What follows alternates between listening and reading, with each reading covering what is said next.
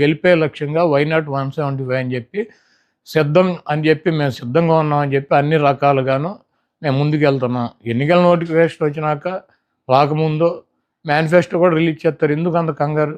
తప్పకుండా జగన్మోహన్ రెడ్డి గారు ఒక మాట చెప్తే ఆ మాటకు కట్టుబడి ఉంటాడు. ఆయనకి విశ్వసనీయత ఉంది. ఆయన చెప్పినటువంటి మాట నిలబెట్టుకుంటాడు అన్నటువంటి నమ్మకం ఉంది ప్రజలకి. అదేవిధంగా మాకు 175 నియోజకవర్గాల్లో అభ్యర్థులు ఉన్నారు. మా పార్టీ క్యాడర్ ఉంది. మాకు ఐపాక్ టీం ఉంది. మాకు పబ్లిసిటీ చేసుకోవటాకో లేకపోతే గడప గడపకి జగన్మోహన్ రెడ్డి గారి మేనిఫెస్టోని జారీ చేయడానికి 24 గంటల సమయం మాకు చాలు. కాబట్టి మేనిఫెస్టో జగన్మోహన్ రెడ్డి గారు రిలీజ్ చేస్తారు. వెయిట్ చేయండి. చంద్రబాబు గారు సచివాలయాన్ని కూడా తాకట్టు పెట్టేశారని అంటున్నారు. ఈ రాష్ట్రంలో 4 లక్షల కోట్ల రూపాయలు అప్పులు ఉన్నాయి. దాంట్లో 2,50,000 కోట్ల రూపాయలు చంద్రబాబు నాయుడు చేశాడు. 4 లక్షల రూపాయల్లో 2,50,000 కోట్ల రూపాయలు జగన్మోహన్ రెడ్డి గారు చేసినటువంటి అప్పులు. ప్రభుత్వ ఆస్తులు తాకట్టు పెట్టకుండా బ్యాంకులో లోన్ ఇస్తారా? ప్రభుత్వ ఆస్తి తాకట్టు పెట్టకుండా బ్యాంకులో లోన్ ఇస్తాడా? పలానా తాకట్టు పెట్టాలి, పలానా తాకట్టు పెట్టకూడదు, పలానాది మార్టిగేజ్ చేయాలి, పలానా షూటీ చేయాలని ఏమన్నా డాక్టర్ బిఆర్ అంబేద్కర్ గారు రాజ్యాంగంలో రాశారా? సెక్రటేరియట్ ఏంటి చంద్రబాబు గడిదా? ప్రభుత్వం అంది.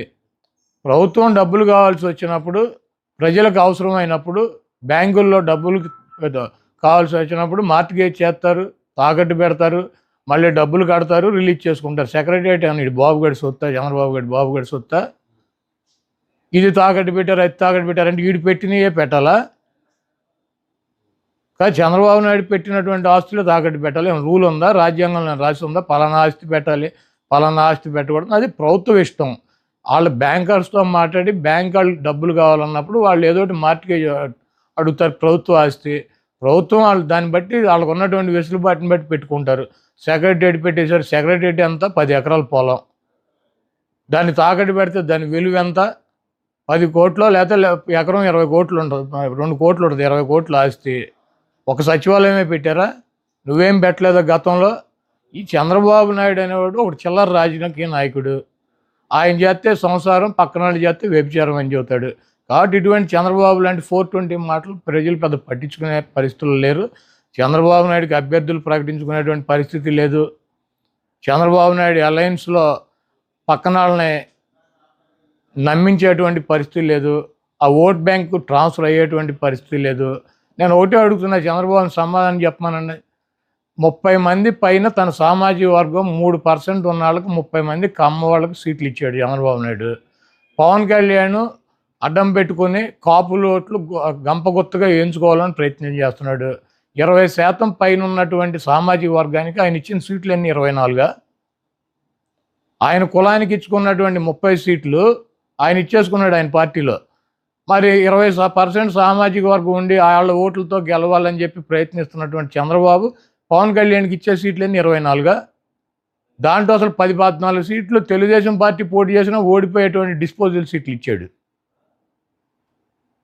ఇవన్నీ ఆ సామాజిక వర్గం గమనించట్లేదా? చంద్రబాబు నాయుడికి బుద్ధి చెప్పరా? 3% ఉన్న తన కులానికేమో 30 సీట్ల, 20% ఉన్నటువంటి ఆ సామాజిక వర్గం గంపగుత్తగా ఓట్లన్నీ ఎంచుకోవాలని ప్రయత్నిస్తున్నటువంటి ఒక రాజకీయ పార్టీకి 24 సీట్ల ఇవ్వటానికి ఈయనకన్నా సిగ్గు ఉండాలి, తీసుకోవటానికి ఆయనకన్నా ఉండాలి. వీళ్ళిద్దరికి వెళ్ళినప్పుడు ఓటు వేయటానికి సిద్ధంగా ఉంటారా? ఈ ఓటు ట్రాన్స్ఫర్ అవుద్దా, ఆ ఓటు ట్రాన్స్ఫర్ అవుద్దా? మేమిద్దరం కలిసాము, మీ ఇద్దరు కలిస్తే జనసేన పెట్టింది రాజ్యాధికారం కోసం అని చెప్పాడు పవన్ కళ్యాణ్ గారు.